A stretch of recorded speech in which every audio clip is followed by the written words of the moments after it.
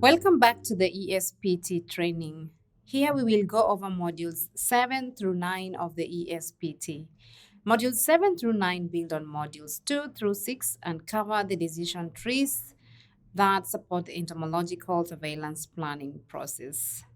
By the end of this module, you should be able to navigate the ESPT decision trees and evaluate when to use these ESPT decision trees. This training session will cover 3 ESPT modules. Module 7, which includes decision trees by indicator and for baseline surveys. Module 8, which includes decision trees for routine surveys and for monitoring receptivity. And Module 9, which includes decision trees for conducting foci investigations. Let us take a quick look at our checklist to make sure we are all prepared for this training module. Please have an individual copy of the ESPT in front of you, either in digital or paper form. Please also have a notepad and writing utensil or computer in front of you in order to participate in participant exercises and take any notes that you wish to. Lastly, we recommend listening to the voiceover in English if appropriate. And to do so, you may require audio earphones, functional speakers, and a stable internet connection. At this point in the ESPT training course, you should have defined your priority program question by working through Module 1, selected the appropriate indicators to address your question in Module 2, determined which sampling methods would be most appropriate to collect the data you need in Module 3, learned how to select the right site type and corresponding survey type to address your priority program question in Module 4. Learned about the 5 key steps for designing the appropriate sampling plan to address your priority question in Module 5 and learned about how to prepare for entomological data collection and data management in Module 6. If this is your first time working through the ESPT, I recommend you to work through modules 7 through 9 only after you have worked through and understood modules 1 to 6. Now we will explore how modules 7 through 9 can be used to support the planning process of your entomological surveillance activities. Let's get started. Before we dive in, let's first establish what we mean when we say decision tree. A decision tree is a decision support tool that uses a flowchart-like structure to visually guide you through several options or courses of action. The tree-shaped schematic helps to visualize and validate the decision-making process. They typically follow an if this, then that logic. Each box represents a question. If the answer is yes, you go one way down the tree. If the answer is no, you go the other. To get started, begin working through each decision tree at the top left corner where it says in block letters, start here. Then move through the tree from left to right by following the direction of the arrows after answering yes or no to each question box. When you reach a split arrow, simply choose one of the options and keep working down the subsequent arrows. Some questions require results or data you may not have yet. That's okay. You can pause and return to the tree once you have the data needed to respond to the question. Sometimes you'll find prompts to advance to a particular part of the tree, like go to 4, which means go to step 4 of the tree. When you reach the end of the tree, it will be indicated by a bubble that says end. Especially in the baseline decision trees, you'll notice that many of the first question boxes ask if an indicator is known. For instance, box 1 in the baseline A tree asks, is vector occurrence and vector density known? This is asking if data for these indicators have been collected within the last year. Next, a circular message box connected to a square box by a dashed line clarifies the action in the square box to help you understand what the action is. A square box in a thin dotted line indicates a high-capacity option. High-capacity options are activities that can further support decision-making if you have sufficient resources, for example, human, financial, know-how, time, and so on. at your disposal for such activities. If you do not, you can skip this option and continue walking down the tree. At the bottom of each baseline tree, you will notice a gray box with example questions. Use these example questions to help you select the most appropriate tree to walk through for your own priority program question. Finally, in the Routine and Prevention of Reestablishment Decision Trees, Module 8, there are early warnings and high alerts written in red letters. These indicate which results is alarming and should be followed up with additional investigations and actions. A high alert should lead to immediate intervention as suggested in the trees. Module 7 includes 7 decision trees labeled baseline A through baseline G. Each decision tree corresponds to a specific indicator or indicator grouping. You can use these decision trees for planning. Baseline surveys at sentinel sites to help characterize transmission, inform intervention selection and deployment, and evaluate existing interventions. Baseline surveys in foci to help characterize transmission in this foci and inform foci response. And finally, spot surveys to answer specific questions, especially in areas of outbreaks or plateauing transmission. These decision trees are meant to guide you through data collection and data interpretation. These trees are especially helpful in identifying gaps in protection that may exist and contribute to onward transmission. They also indicate when epidemiological, rainfall, and other relevant data should be integrated with entomological data for analysis. Here is baseline C, the decision tree to help you answer questions related to mosquito indoor resting density. The gray box to the right presents some example questions. We begin working through baseline C with box 1. Box 1 asks if the indoor resting density is known in unsprayed houses and sprayed houses if IRS is conducted. If the answer is no, then we follow the no arrow to walk through each step in this column. Remember that the box with the thin dashed line represents a high capacity option, which we can choose to either follow or not. Once we reach the go to 2 bubble, we proceed to box 2. Note that had we answered yes to the box 1 question, we would have followed the yes arrow to address the question posed in box 2.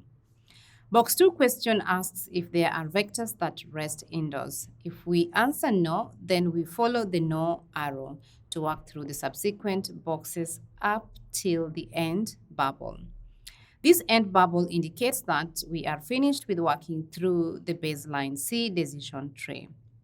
But if we answer yes, then we follow the yes arrow, which leads us to box 4. Box 4 asks if IRS is currently conducted at this site. Based on whether or not we answer yes or no, we walk through either one of the 2 branches of the box 4 split arrow. We are finished with working through baseline C when we have reached the end bubble.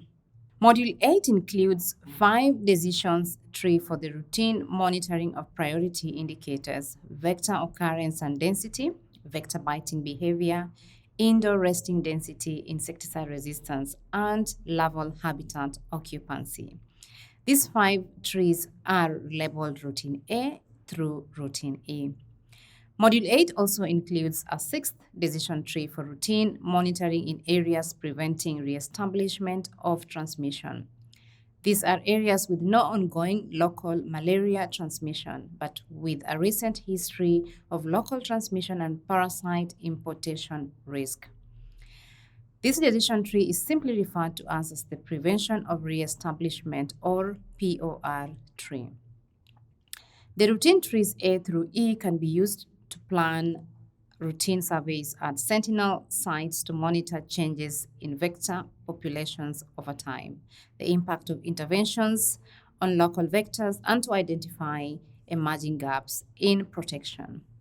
And when there is the capacity, these trees can also be used to plan surveillance activities in active foci in very low transmission settings. Finally, Module 9 includes just two decision trees to support planning of foresight investigations. The first tree corresponds to Phase 1, while the second tree corresponds to Phase 2.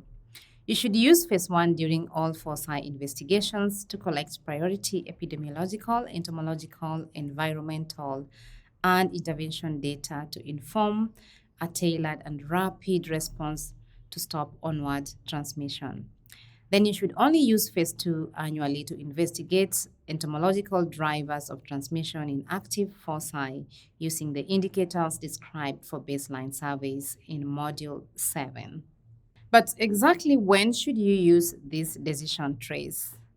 It's best to use these trees after having gone through modules 1 through 6 at least once, when your priority program question is defined and you have already selected indicators to collect and determined which survey type is most appropriate.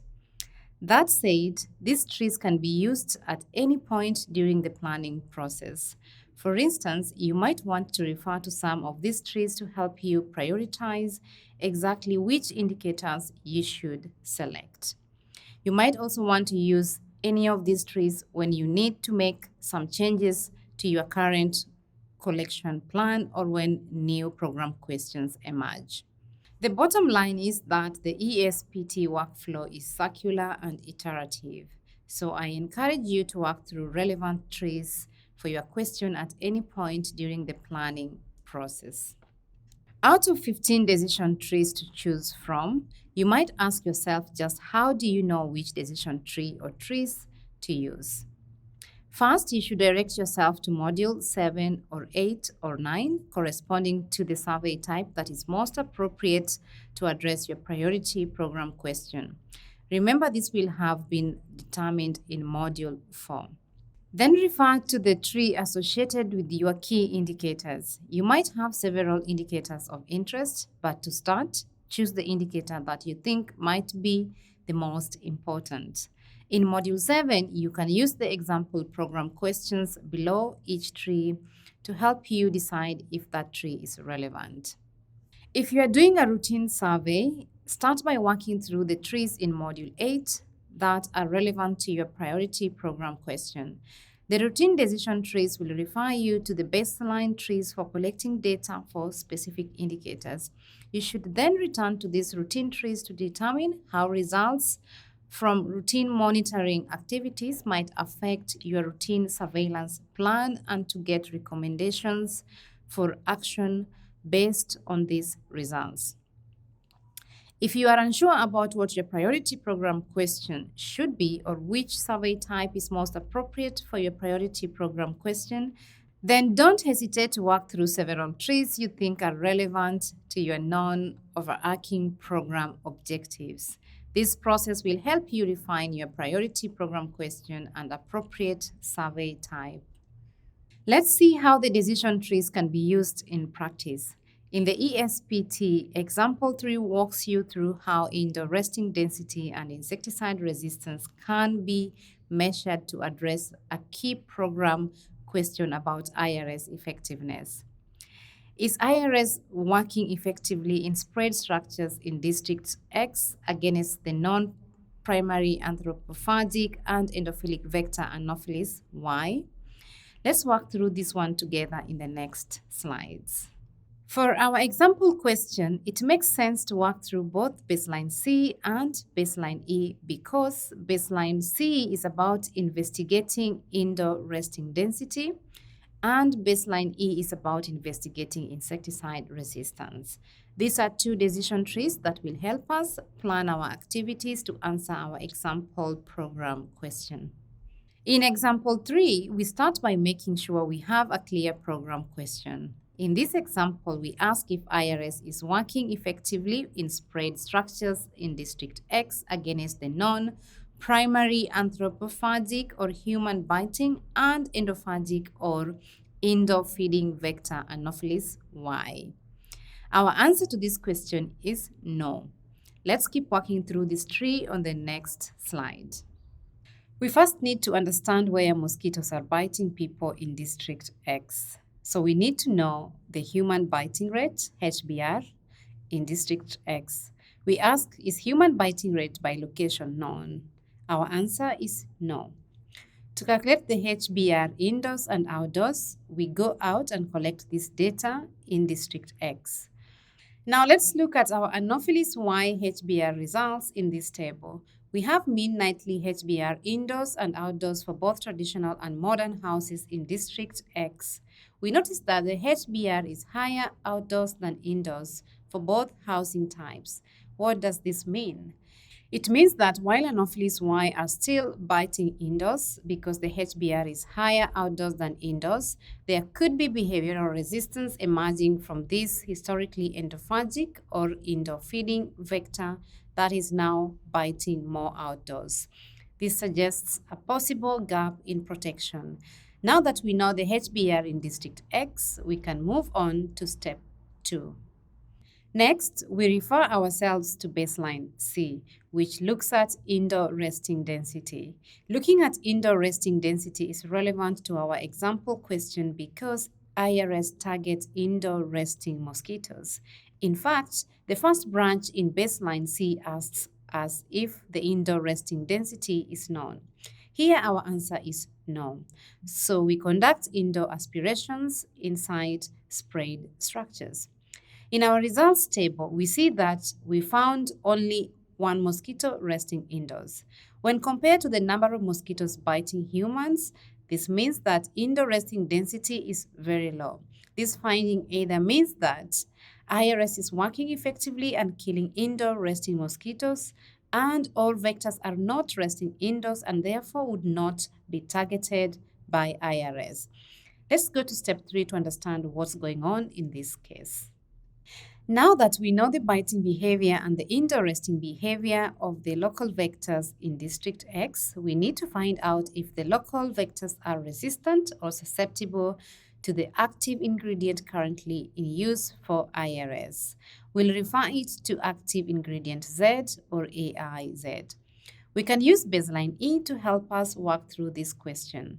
Baseline E looks at insecticide resistance, and the first branch of this tree asks as if the resistance status and frequency is known. Since we don't know the answer to this, we answer no, and we proceed to collect the data on insecticide resistance for Anopheles Y to AIZ. We follow the recommended steps of the baseline E, branch 1. We complete the test and find that all 300 tested specimens die at the diagnostic time. Next, we confirm that the adults tested were in fact Anopheles Y. We conclude that Anopheles Y is susceptible to AIZ. Now let's move on to our final step in this example, step 4. The ESPT encourages you to integrate your entomological data with your epidemiological data. For our example, it is useful to know what the trends of malaria incidence are in District X. Is malaria incidence increasing, decreasing, or plateauing? Knowing this will help us understand how current interventions might impact malaria transmission. Based on the epi data we collected from health facilities in District X, showing that malaria incidence is declining, as well as the ento data we collected to address our example question about IRS effectiveness in District X, we are able to conclude that the IRS does appear to be working effectively in District X to control indoor resting vectors and is likely contributing to the reduction in malaria in District X. However, IRS might be causing behavioral changes in the previously endophagic Anopheles Y, which is why we see important Anopheles Y outdoor biting. Finally, we end this example with several recommendations moving forward.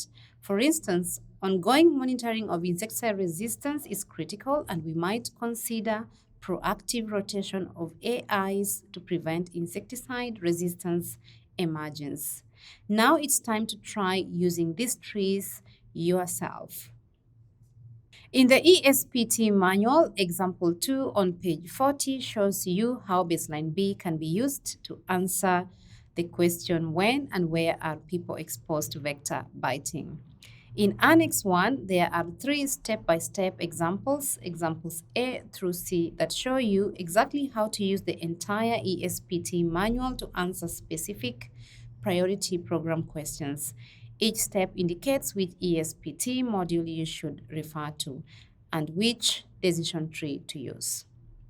In this exercise, you will practice using decision trees to address the priority program question you previously identified in Module 1. The exercise is broken down into two parts.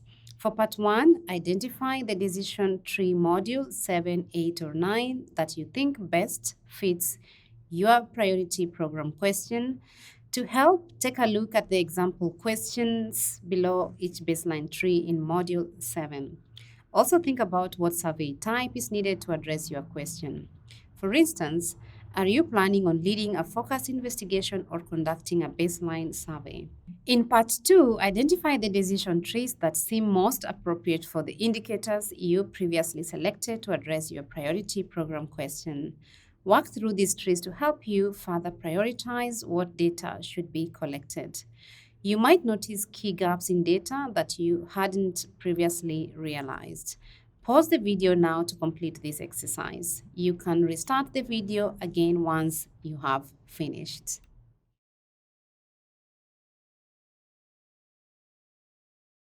Congratulations! You have now completed modules 7 through 9 of Unit 3, which marks the end of the entire ESPT training.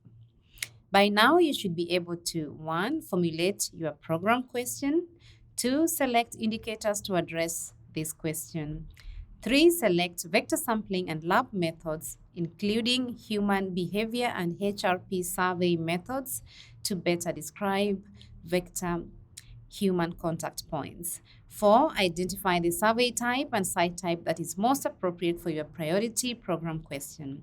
5. Design a sampling plan for operational entomological collections. 6. Apply best practices around data recording and data management. And 7. Used the ESPT decision trees to support your entomological surveillance planning process.